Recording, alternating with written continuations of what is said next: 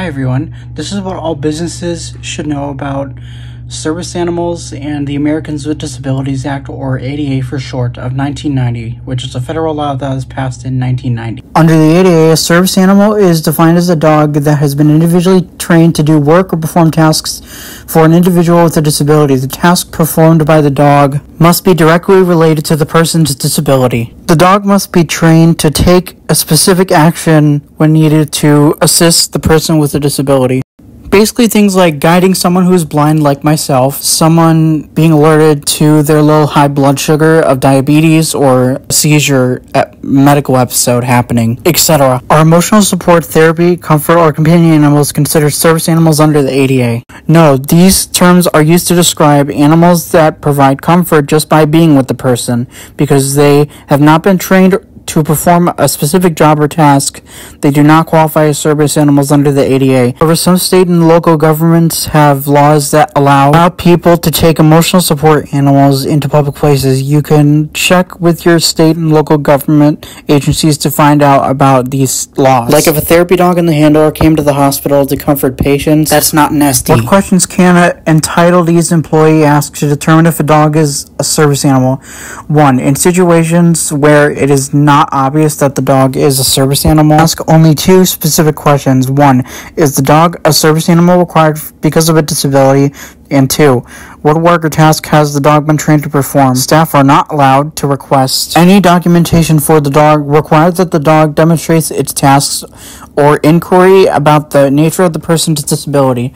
Because number 1, it's rude, and it's nobody wants to give out their medical history even if they're not disabled, right? So please don't ask the person with a disability what their disability is just because they have a service dog. If they don't want to answer that, then respect that, please. Also, another thing to point out, the certification and registration stuff, that is all fake. Those are service dog scam websites that people buy online just so they can bring their dog in public places that are not disabled people or want to pass their pet off as a service dog, which is fraudulent and it's illegal in the United States. Also, if the place of business has not taken any action to remove the person with their fake service dog, emotional support animal, or pet dog that they passed off as a service dog, especially if the dog attacked a person, disabled person specifically, or their service dog, and the dog missed an alert while they're being distracted by the fake service dog barking or growling,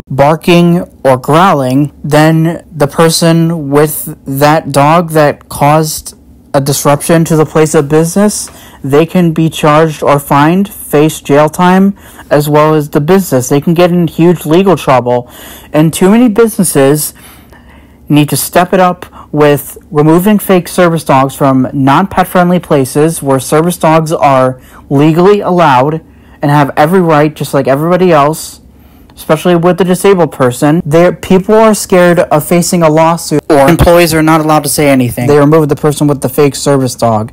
It is absolutely ridiculous, and it is appalling, and businesses need to step it up and do a better job in doing what's right. It is getting out of hand and out of control, especially educating on the laws within private and public businesses, schools, etc. It doesn't matter. Also, there needs to be more restrictions on making sure people can't easily get the service dog IDs, registration, documentation on the fake service dog scam websites. The scam websites need to be taken down and reported as well. Also, people saying that a federal documentation system or ID, whatever, to prove that a person has a service dog, I can understand where you're coming from to stop the confusion, but there's really no right or wrong answer for everything. That's not, you got to think about like all the different scenarios and also everybody's situations. Like there's really no like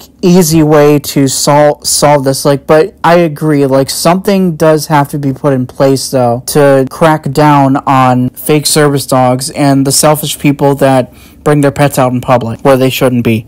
Anyways, with that out of the way, let's get on to the last thing. I kind of brought this up already, but I'm just going to read it anyway. Does the ADA require that service animals to be certified as service animals? No, covered Entitled may not require documentation such as proof that the animal has been certified, trained, or licensed as a service animal as condition for entry. And this is a bullet point, or highlighted in bold, that people need and have to keep in mind. I know that might sound a little dramatic in my tone of voice, but it's too critical and important. I'm passionate. I can't express it enough. There are individuals and organizations that sell service animal certification and registration documents online. These documents do not convey any rights under the ADA, and the Department of Justice does not recognize them as proof that the dog is a service animal. But service dog nonprofit organizations like mine, that I got my guide dog Zeke from, Guiding Eyes for the Blind, they gave me a card that shows that Zeke and I graduated as a team together at Guiding Eyes with our graduate photo when they sent me home with Zeke and I was completing training. But it is not legally required, but I always have it on me just in case to show people that he is a service dog if I ever have a future access issue with Zeke for whatever the reason is. The dog's behavior should be quite obvious to people, and people need to be observant of that. Anyways, I hope you all enjoyed this video today, found it informative, and public, private businesses, ride-sharing companies, etc. Please share the video, as well as family and friends that know me, coworkers on Facebook and here on YouTube. Please share it with everybody that you know so we can spread the awareness. Thank you, and all have a great day, and that's it. Bye.